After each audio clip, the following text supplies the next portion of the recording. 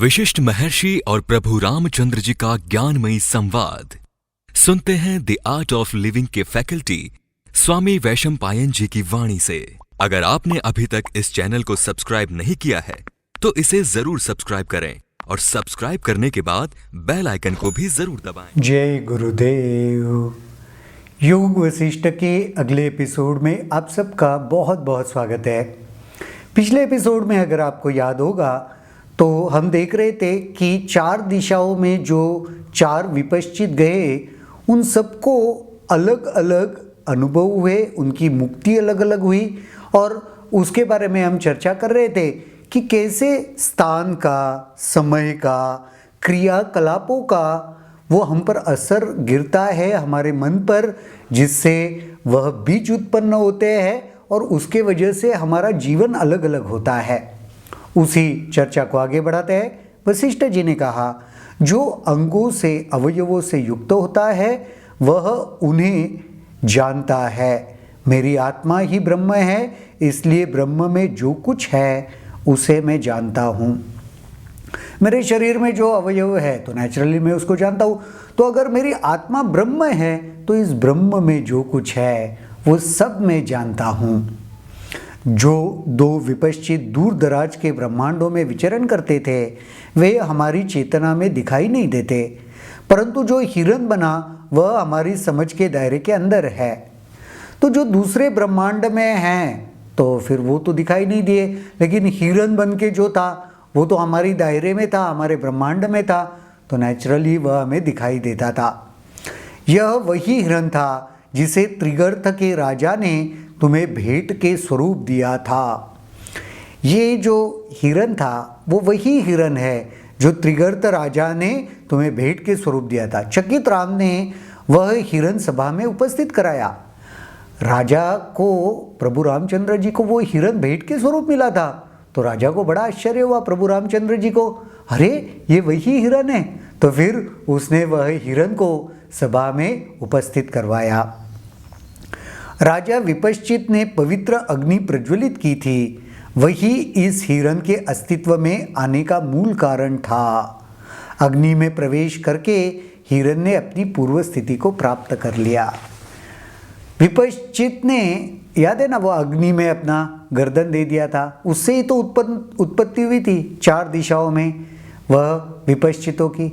तो वह हिरण वापस अग्नि में चला गया और अपने पूर्व जो मूल स्वरूप था उसको उसने प्राप्त कर लिया। मूल कारण का निरसन ही उद्धार है। तो जैसे मूल, देखो, बीज ही नहीं रहा तो पेड़ वृक्ष नहीं होगा। तो अगर बीज को ही हटा दिया, मूल कारण को ही हटा दिया, तो फिर निरसन ही हो गया। तो वही पतन से उत्थान की ओर ले जाता है। तो मूल कारण का निरसन कर सकते हो, अगर वह करने की काबिलियत रखते हो, तो फिर पतन से उत्थान की ओर, पतन यानी नीचे गिर जाना, उत्थान यानी ऊपर उठना, तो पतन से उत्थान की ओर यही ले जाता है। कोई और मार्ग उपयुक्त, प्रशंसनीय या फलदायक नहीं। मूल कारण का ही वह निरसन करने से बेहतर दूसरा कोई मार्ग नहीं है। वशिष्ठ ऋषि ने पवित्र अग्नि प्रज्वलित की और प्रार्थना की कि हिरण पुनः पूर्व स्थिति प्राप्त कर ले। हिरण पवित्र अग्नि में कूद पड़ा और उसमें तेजस्वी भाव प्रकट हुआ। उसने अपनी कथा सुनाई। वशिष्ठ जी ने पवित्र अग्नि को प्राप्त वहाँ पे जलाया और फिर प्रार्थना की कि वो हिरण जो बन चुका है अभी विपश्चित, उसको उसका मूल स्रोत जो है, जो सही मायने में वो था, वह स्थिति उसको प्राप्त हो जाए। और वो सब होने के बाद हिरण ने भी उसमें कूदा और अपनी मूल स्थिति को प्राप्त कर लिया। और फिर उसमें वह तेजस्वी, जो शुरुआत में वो तेजस्वी भाव था, वह दोबारा प्रकट हुआ और फिर अपनी कथा सुनाई। विपश्चित ने कहा, मैंने बहुत सी चीज़ें देखी और बहुत से देशों में बिना थके भ्रमण भी किया है। इस असीम आकाश में लंबे समय तक विभिन्न देशों में मैंने अनेक शरीरों में तरह तरह के सुख प्राप्त किए और दुख भी झेले। अब वह जो हिरण बना हुआ था विपश्चित, वह भी मूल अपने स्रोत में आ गया, मूल उस स्वरूप में आ गया। अब वह बता रहा है कि उसने क्या क्या किया। उसने कहा अनेक जगह पे मैंने भ्रमण किया, अनेक शरीरों का अनुभव किया, सुख भी अनुभव किया, दुख भी अनुभव किया। हर वस्तु का अनुभव प्राप्त करने के लिए मैं निश्चयबद्ध था। यह प्रथम वरदान था जिसे मैंने अग्नि देवता से प्राप्त किया था। ये पहला वह सिद्धि, पहला वरदान था जिससे मैंने अग्नि देवता से प्राप्त किया था। 1000 वर्ष तक मैंने वृक्ष के रूप में भी जीवन बिताया। 1000 वर्ष तक वृक्ष बना रहा। मेरा मन पूर्णतः मुझ में केंद्रित रहा और बिना किसी मानसिक क्रिया के मैं फूल और फल उत्पन्न करता रहा। पूरी तरीके से खुद में केंद्रित था। और वृक्ष पे क्या होता है, फूल और फल निरंतर आते रहते हैं, बस वही करता रहा। 1000 वर्ष तक मैं हिरन रहा। एक जगह मैंने ऐसी स्त्री देखी जिसके शरीर में तीनों लोग ऐसे परावर्तित होते थे जैसे दर्पण में दिखाई देता है। 1000 वर्ष से हिरन बना रहा। एक बार उसने ऐसे स्त्री को देखा, उस स्त्री के शरीर में तीनों लोग दिखाई देते थे, प्रतिबिंबित होते थे जैसे किसी दर्पण में होते, शीशे में होते हैं। उसने कहा मैं विशुद्ध चेतना हूं और सभी संसार मेरे अवयव है। उसने कहा मैं विशुद्ध चेतना हूं और सभी संसार मेरे अंग है, मेरे अवयव है।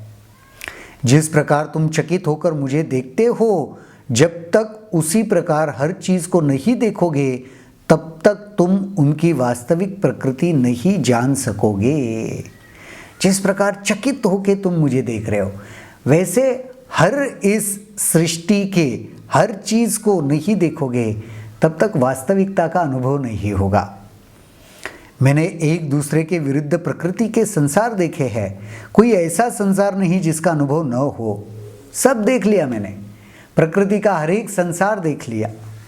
एक बार एक परी के साथ मैं बगीचे में सोया था। सहसा नींद खुलने पर देखा कि मैं धारा में बहा चला जा रहा हूँ।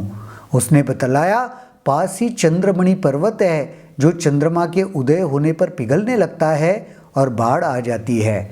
हम लोग उड़कर वहाँ से अन्यत्र चले गए। एक एक अनुभव के बारे में बता रहे हैं। परी के साथ सोया हुआ था, फिर उसको लगा आंखें खुलने पर कि वो बहा जा रहा है। और वो क्यों होता है?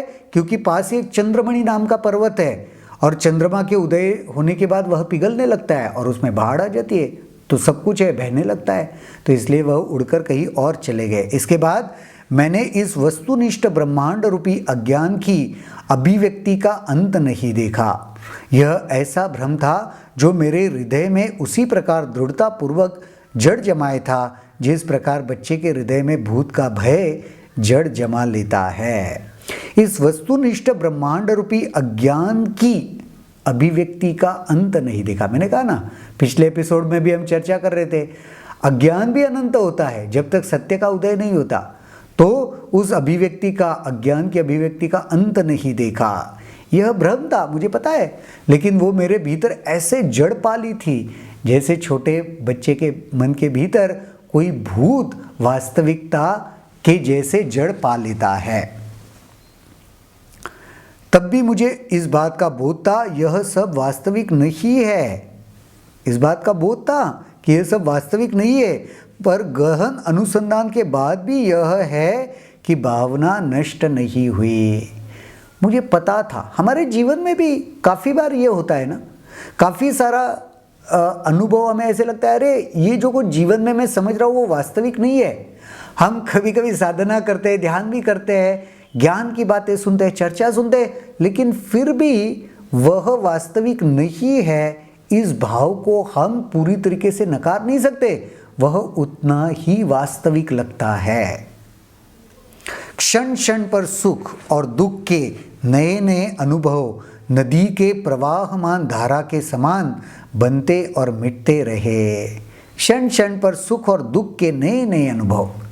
नदी में कैसे प्रवाह धारा कभी बनती है कभी मिटती है, तो उसी प्रकार सुख और दुख क्षण क्षण में आते रहे, बनते रहे, मिटते रहे और ऐसे ही जीवन चलता रहा।